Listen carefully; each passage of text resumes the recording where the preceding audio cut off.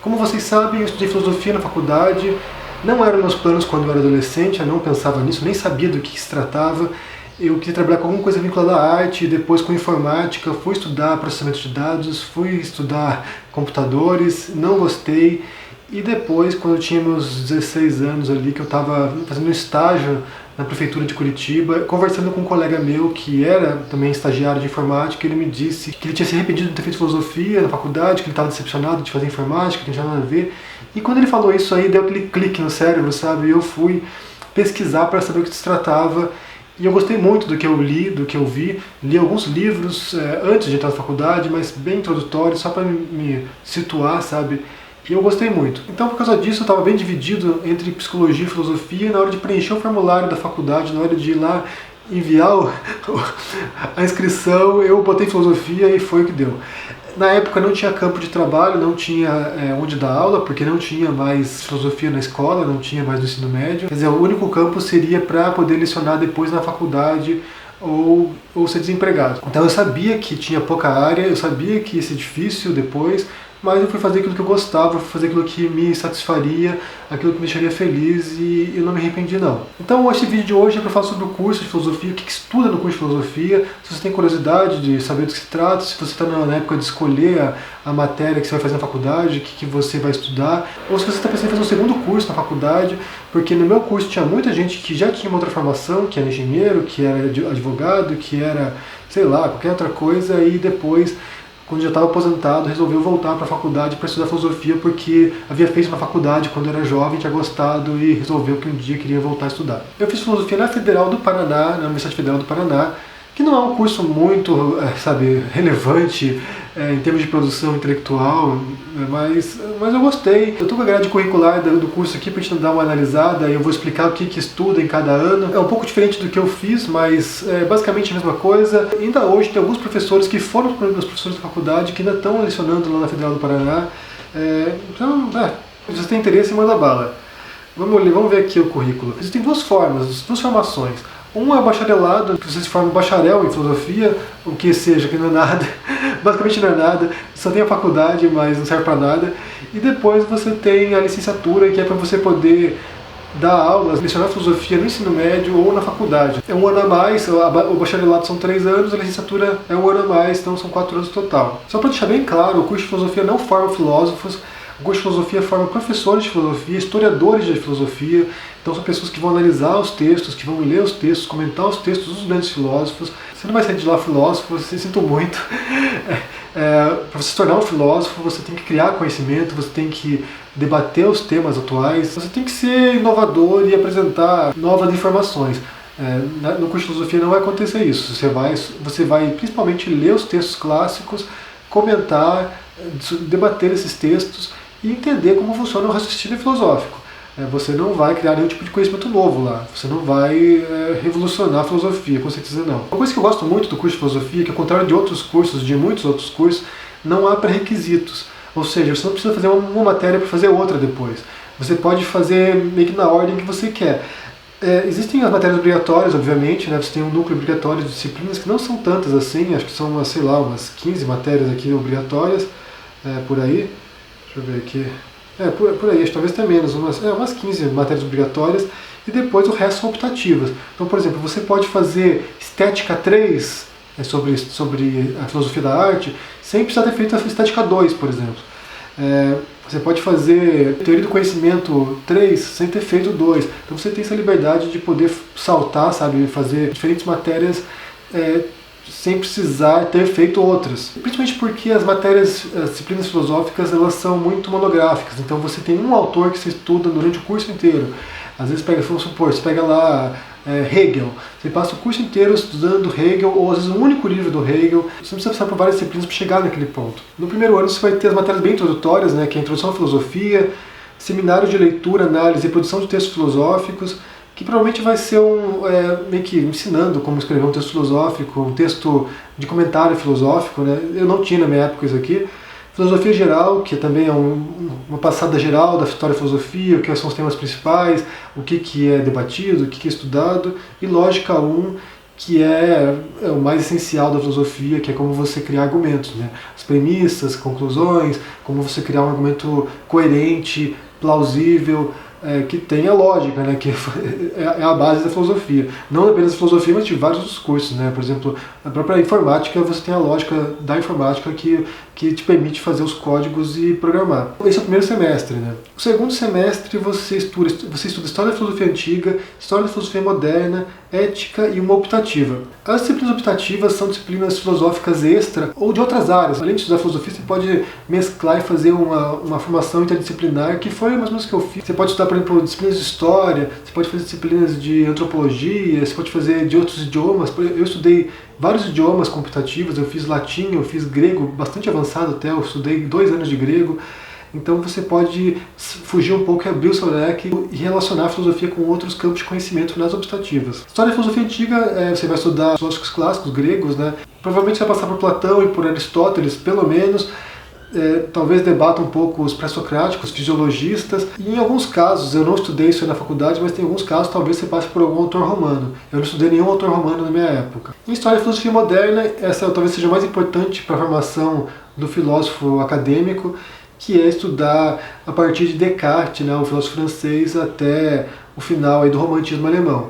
Você vai passar provavelmente vai passar por Descartes, que é fundamental, é o maior filósofo na formação tradicional filosófica, porque ele revolucionou a história da filosofia. Um dia eu pretendo falar sobre ele mais especificamente, talvez alguns livros dele, porque realmente o Descartes é a base da modernidade e do pensamento moderno.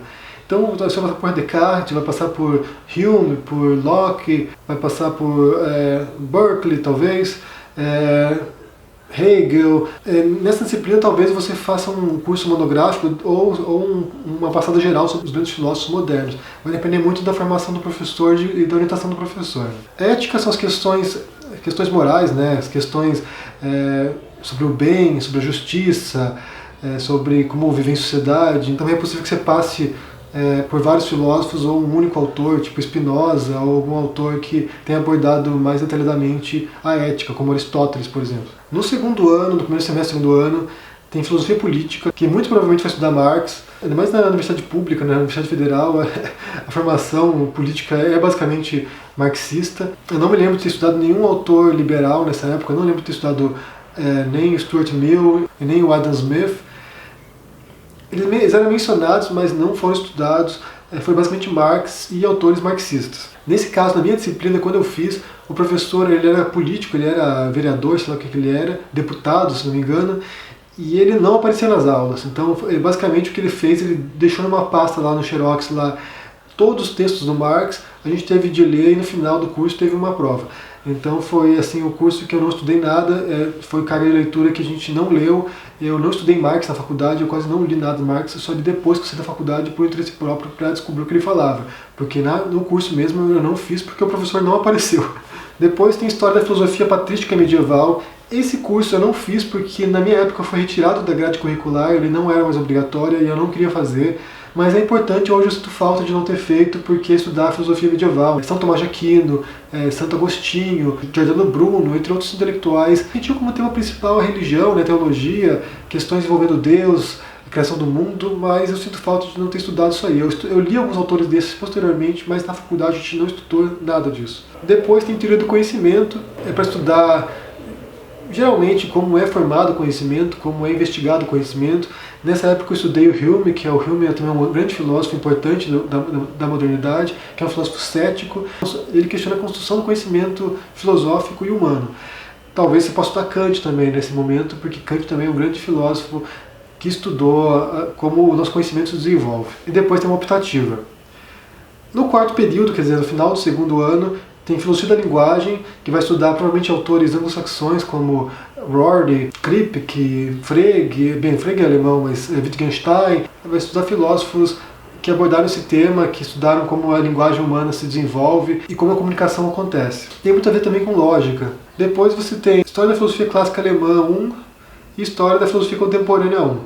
A filosofia clássica alemã, você vai estudar o romantismo provavelmente, porque são os grandes autores, né? Hegel, Schiller, Schelling, Kant mesmo. Kant é o grande autor alemão, na verdade, entre outros filósofos dessa época que foram muito relevantes. A filosofia alemã ela foi muito importante e ela criou as bases para o nosso pensamento atual também. E na história da filosofia contemporânea você vai estudar filósofos atuais, provavelmente vai estudar Sartre, Heidegger. Heidegger é muito popular na minha época, quando eu estudei filosofia. Eu me especializei em Heidegger, talvez Foucault. Vai depender muito da formação do professor também, Merleau-Ponty. Ou de um lado você vai para a filosofia alemã contemporânea, que vai ser teoria de Frankfurt ou Heidegger, ou por outro lado você vai para os estruturalistas franceses, que também foram muito importantes na história contemporânea da filosofia. E uma optativa que daí você escolhe dentre várias optativas interessantes que tem.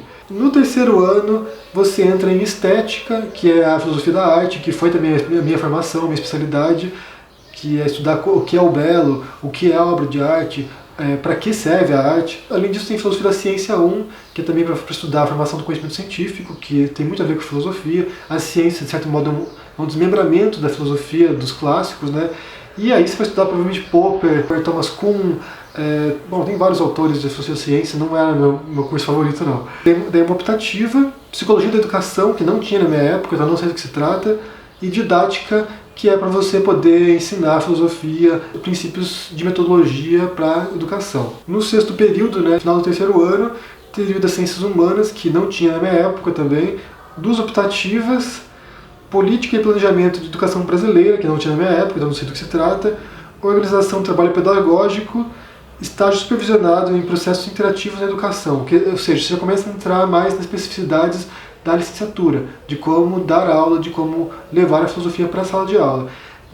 Me parece que está mais bem detalhado isso. Na minha época eu tinha poucas matérias de pedagogia, tinha poucas matérias de licenciatura, eu fiz acho que didática 1, didática 2 e um estágio, então não tinha essas matérias, então eu acho que talvez tenha melhorado para formar melhor o professor. No último ano, no quarto ano, né, no sétimo período tem duas optativas, comunicação em língua brasileira de sinais, quer dizer, vai ensinar linguagem de sinais. Isso não tinha na minha época, eu não aprendi a falar linguagem de sinais, não sei fazer isso.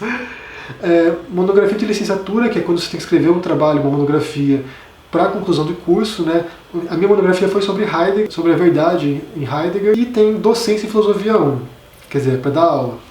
E no último semestre, no final do quarto ano, tem duas optativas, a monografia, que você vai ter que apresentar a monografia, defendendo na banca lá, né? Você faz seu trabalho e apresenta, eles vão ler e vão te meter o pau.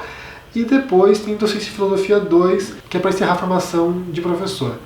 Ou seja, como eu disse, você é formado para ser um historiador, você vai ler os textos clássicos, você vai ler e comentar esses textos, e vai fazer uma formação para professor. Então o curso de filosofia é para formar professores de filosofia. Se depois disso você vai se desenvolver, você vai fazer um mestrado, vai fazer um doutorado, vai escrever livros de filosofia, aí fica por sua conta, aí depende de você.